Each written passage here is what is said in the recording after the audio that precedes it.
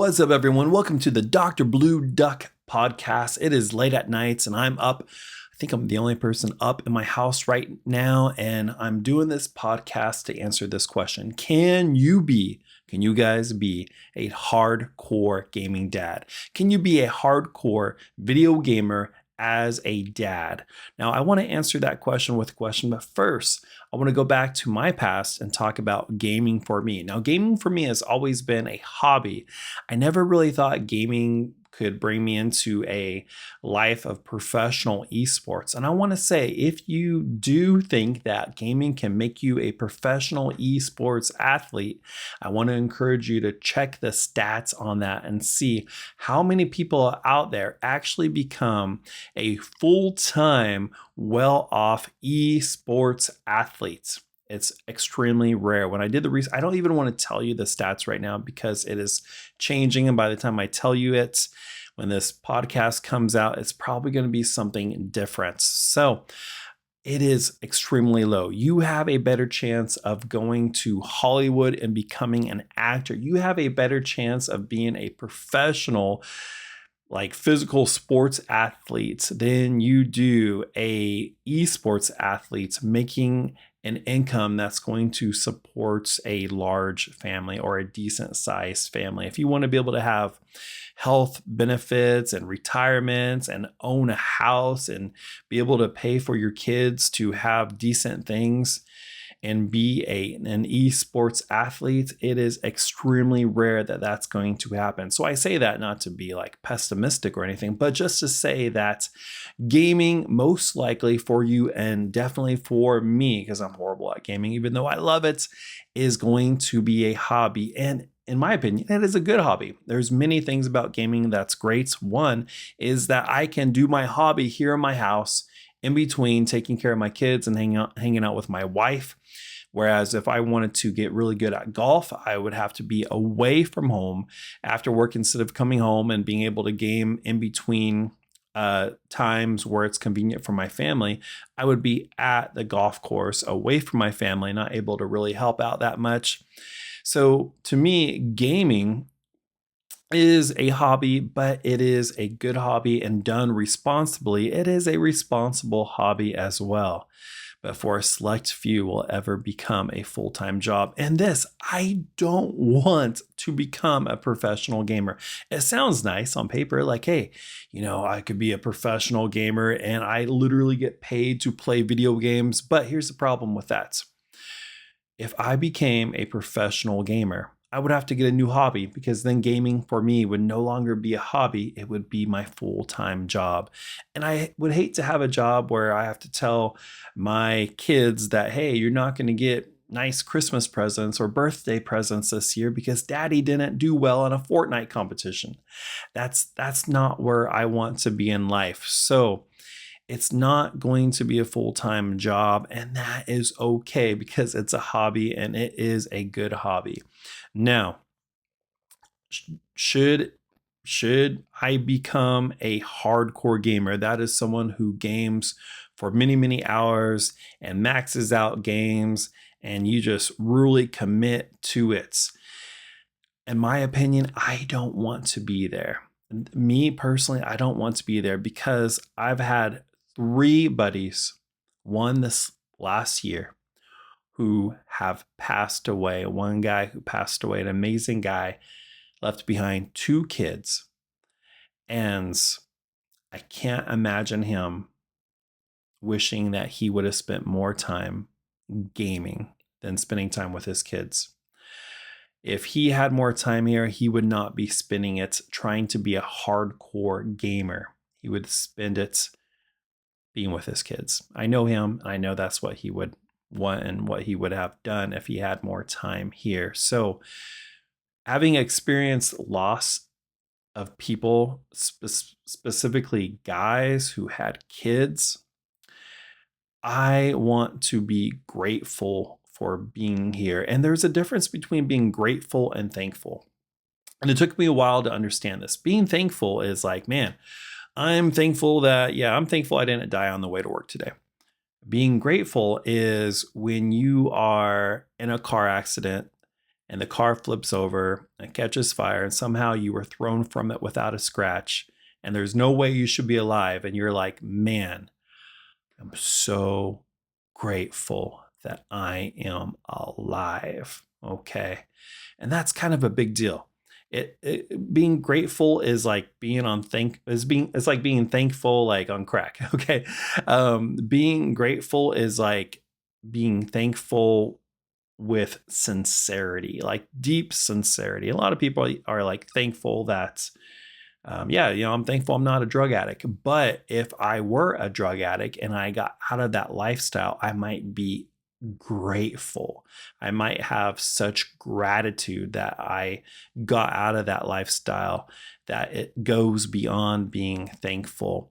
And I want to be grateful that I have the life that I have my wife, that I have my 2 boys, and that they are number one when it comes to goals, not a video game.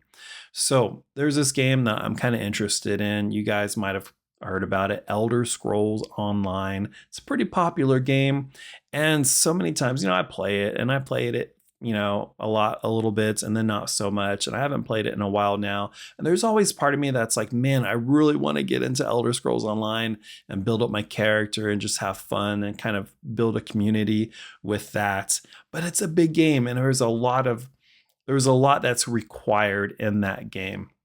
I was telling one of my really good buddies from high school I've known for years and years and years. His name's Sean. I was like, Sean, this game looks really cool, Elder Scrolls Online, hoping that he would be like, hey, let's play it together and we can do that. And no, this is how he responded. He said, man, and he go, that there is a single man's game. And it really hit me. And certain games are that. It's like if you have nothing else to do and you want to just stay home and camp out in your home and you don't have family or a stressful job or responsibilities and you just want a game for hours and hours and hours. Yeah, WoW is a great game for that. Elder Scrolls Online. Some people even say Diablo 4 is a good game for that, even though I just play Diablo 4 in moderation. But certain games, it's just not going to happen. I'm not going to max out games. You're, as a dad, you're probably not going to max out games. If a game has like hundreds and hundreds of hours into it, you're probably not going to do all of that. You probably won't even beat games, and that is okay. I'm here to say that is okay. You do not have to beat every game. I'm trying to play through Halo Infinite right now, and I'm at a point where I'm like, I put so many hours into this. I don't know if I'm going to play it anymore. I'm not quite for sure. I'm thinking about calling it quits. I wanted to beat it just to beat it, to say, hey, I beat Halo Infinite just like I beat all the other Halo games, but I'm probably not going to. I don't know. I'll let you guys know, just because I don't have that much time. I just don't.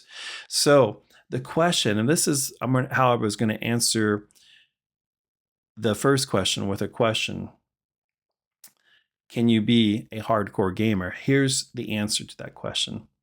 Do you, let me make it a little bit more suspenseful here. Okay, are you guys ready for this suspense? Do you really want to be a hardcore gaming dad? That's my answer to your question. Do you really want to be a hardcore gaming dad?